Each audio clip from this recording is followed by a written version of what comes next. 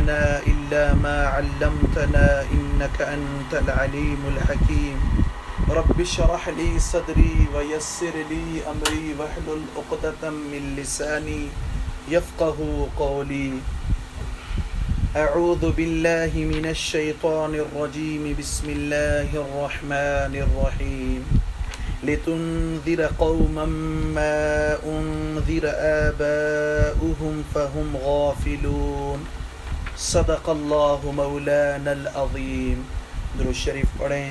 اللهم صل على محمد وعلى آل محمد كما صليت على إبراهيم وعلى آل إبراهيم إنك حميد مجيد. اللهم بارك على محمد وعلى آل محمد كما باركت على إبراهيم وعلى آل إبراهيم إنك حميد مجيد.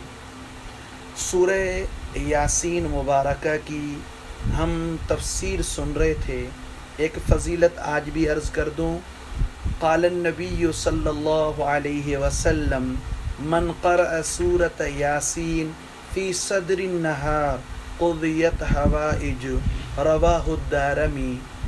پیغمبر علیہ السلام نے فرمایا جس نے دن کے ابتدائی حصے میں سورہ یاسین پڑھ لی اللہ تعالیٰ اس کی تمام مشکلات کو آسان فرمائیں گے. قضیت حوائج، اس کی تمام ضرورتیں پوری کی جائیں گی. سورہ یاسین پیغمبر مدنی صلی اللہ علیہ وسلم پر نزول کے اعتبار سے 60 نمبر پر نازل ہوئی ہے. یعنی اس سے پہلے 59 صورتیں نازل ہو چکی تھی. سورہ یاسین کی ابتدا حروف مقطعات سے ہے. اس کو ذرا توجہ سے سنیں گے. حروف مقطعات پر تھوڑی سی مختصر میں آپ کو ایک جھلک بحث بتا رہا ہوں، غور سے سب سنیں گے. حروف ہجا جو علی با تا تا ہم پڑھتے ہیں یہ ٹوٹل 29 ہیں. ان میں سے تقریباً 14 جو ہیں حروف ایسے ہیں جن کو ان صورتوں کی ابتدا میں لایا گیا ہے. قرآن مجید کی 29 صورتیں ہیں جن کے ابتدا میں یہ حروف مقطعات ہیں. اللہ کا نظام 3 قرآن مجید کی ایسی صورتیں ہیں جن کے اندر یہ مفرد ہے، جیسے صاد 23ویں پارے میں، قاف 26ویں پارے میں، نون والقلم 29ویں پارے میں. اور اسی طرح سنائی یعنی 2 ملے ہوئے، جیسے طٰہٰ، اسی طرح نمل صورت میں، اسی طرح یاسین اس مبارک صورت میں، مومن میں، سجدہ میں، زخرف میں، دخان میں، جاثیہ میں، احقاف میں. تقریباً 13 صورتوں کے ابتدا میں یہ سنائی ہے. اس طرح ثلاثی یعنی الف لام میم اور الف لام را، یہ 13 صورتوں کے ابتدا میں سورہ بقرہ، سورہ آل عمران، سورہ یوسف، سورہ ہود، سورہ یونس، سورہ ابراہیم، سورہ ہجر، سورہ شعراء، سورہ قصص، سورہ عنکبوت، سورہ روم، سورہ لقمان اور سورہ سجدہ. اور اس طرح رباعی یعنی الف لام میم را، یہ 2 صورتوں کے ابتدا میں. خماسی یعنی کاف ہا یا عین صاد حامیم عین سین قاف، یہ 2 صورتوں کے. اس کے اندر بھی چونکہ پیغمبر مدنی صلی اللہ علیہ وسلم جس ماحول میں تشریف لائے تھے اس ماحول کے اندر چونکہ فصاحت اور بلاغت کا بڑا ناز تھا، آقا مدنی صلی اللہ علیہ وسلم نے ان کو لاجواب کر دیا. آج تک دنیا بھلے کتنی ترقی کرے لیکن پیغمبر علیہ السلام کا گنہگار امتی آج بھی دعویٰ سے ایک بات کر سکتا ہے. کون سی؟ کہ وَإِن كُنتُمْ فِي رَيْبٍ مِّمَّا نَزَّلْنَا عَلَىٰ عَبْدِنَا فَأْتُوا بِسُورَةٍ مِّن مِّثْلِهِ. بھائی اگر قرآن مجید میں تمہیں شک ہے، پیغمبر مدنی صلی اللہ علیہ وسلم کی رسالت میں تمہیں شک ہے، تو پھر تم کیا کرو بھائی؟ قرآن مجید کا مقابلہ کرو. آج بھی اس طرح کا یہ ماحول بتایا جا رہا ہے۔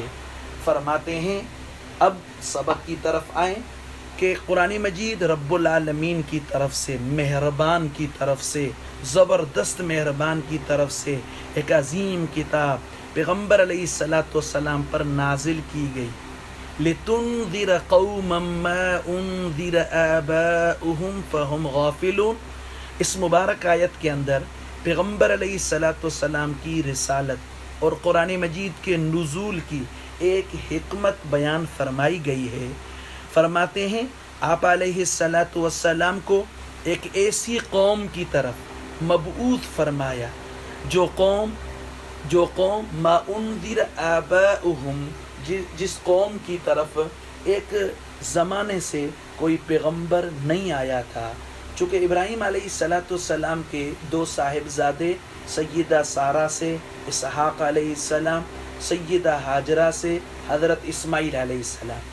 اب اسحاق علیہ الصلاۃ والسلام کی پشت میں، اس کی اولاد میں تقریباً وفی روایت 4000 انبیاء علیہ السلام جو بنی اسرائیل کے انبیاء علیہ السلام کہلاتے ہیں۔ اسماعیل علیہ السلام کی اولاد میں کوئی پیغمبر نہیں، بالآخر امام الانبیاء علیہ الصلاۃ والسلام تشریف لائے۔ لتنذر، پیغمبر علیہ الصلاۃ والسلام کو فرما رہے ہیں لتنذر، تاکہ آپ ڈرائیں، سمجھائیں کہ بھئی جو برے اعمال کر رہے ہو، شرک، کفر، بدعات، اس کے نتائج بہت خطرناک ہیں۔ اللہ رحم کرے، یہ وائرس چھوٹی چیز ہے، برے اعمال کے نتائج انتہائی خطرناک ہیں۔ پیغمبر علیہ السلام انہیں ڈرائیں۔ اب ڈرانا 2 طرح کا ہوتا ہے۔ ایک اولاد کو ڈرایا جاتا ہے کہ بیٹے آگ ہے، بیٹے سانپ ہے، اس کے اندر شفقت و رحمت ہے۔ ایک ڈرانا دشمن کو ہوتا ہے۔ تو یہ دونوں ڈرانے، لیکن انبیاء علیہ السلام کے لیے نذیر، یہ نذیر اس ڈرانے کو کہتے ہیں جس کے اندر شفقت ہو۔ اسی لیے تو پیغمبر علیہ السلام روتے تھے، تڑپتے تھے۔ قرآن میں ہے کہ لَعَلَّكَ بَاخِعٌ نَفْسَكَ، آقا آپ اتنے رو رہے ہیں امت کے لیے، قریب ہے کہ آپ اپنے آپ کو ہلاک کر دیں۔ لِتُنذِرَ بالقرآن، چونکہ لِتُنذِرَ یہ تنزیل سے اس کا تعلق ہے، قرآن مجید کے ذریعے ڈرائیں۔ اب ایک ڈرانا قصے کہانیوں سے نہ ہو، قرآن مجید سے ڈرانا ہو۔ فرماتے ہیں اب پیغمبر علیہ السلام کا کام ڈرانا ہے، ہدایت یہ رب العالمین کے ہاتھ میں ہے۔ سورہ قصص میں ہے 56 نمبر آیت 20واں پارہ، انک لا تہدی من احببت ولکن اللہ یہدی من یشاء۔ فرماتے ہیں آپ جس کو چاہیں اس کو ہدایت دے دیں، یہ نہیں، ہدایت تو رب العالمین کا ایک فضل ہے، ایک کرم ہے، تو سب کہیں الحمدللہ۔ ورنہ ابو طالب کی آپ قربانی دیکھیں، انذر قوما، ایک ایسی قوم کو ڈرائیں، ما انذر آباؤہم، جن کے آباء و اجداد کو نہیں ڈرایا گیا۔ پیغمبر علیہ السلام فرماتے اول من سیب السوائب، یا عمر بن لوحی ایک بدبخت تھا جس نے عرب کے اندر شرک کا رواج عام کیا، اور عرب میں جب شرک آتا ہے نا پھر دنیا پوری میں نحوست آتی ہے۔ الامان والعفیر لتنذر قوما ما انذر آباؤہم، فرماتے ہیں کہ اس قوم کو ڈرائیے جس قوم کی طرف کوئی مبعوث نہیں ہوا، کوئی براہ راست رسول نہیں آیا۔ ویسے تو بھئی دائی آتے رہے، سمجھاتے رہے، اب اس سے ہرگز یہ بھی مطلب نہ ہو کہ پیغمبر علیہ السلام کی نبوت و دعوت کوئی مخصوص قوم کے لیے تھی۔ چونکہ سورہ اعراف میں ہے قل یا ایھا الناس انی رسول اللہ الیکم جمیعا، پوری مخلوق بلکہ انسانیت، جنات، ہم انشاءاللہ سورہ احقاف میں پڑھیں گے اذ صرفنا الیک نفرا من الجن یستمعون القرآن۔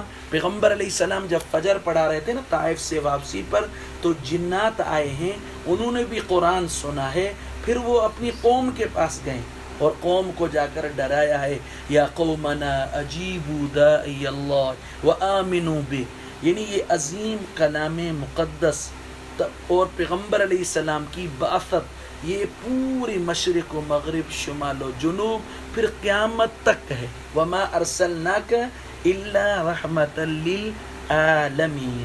فرما رہے ہیں فہم غافلون، وہ خواب غفلت میں گرفتار ہیں، دنیا کے اندر ایسے مستغرق ہیں کہ کوئی پرواہ نہیں۔ دعا کریں اللہ تعالیٰ عمل کرنے کی توفیق نصیب فرمائے۔ لفظی ٹرانسلیٹ پر ذرا توجہ کریں، لتنذر قوما ما انذر، لتنذر تاکہ ڈرائیں آپ، چونکہ تنزیل العزیز الرحیم کے ساتھ یہ تعلق ہے، تاکہ ڈرائیں آپ قوما، چونکہ آگے والا جملہ اس کی صفت ہے، ایسی قوم کو، ما انذر آباؤہم، جو نہ ڈرائے گئے ان کے آباء و اجداد، فہم غافلون، اور وہ غفلت میں ہیں، بے خبر ہیں۔ صدق اللہ مولانا العظیم۔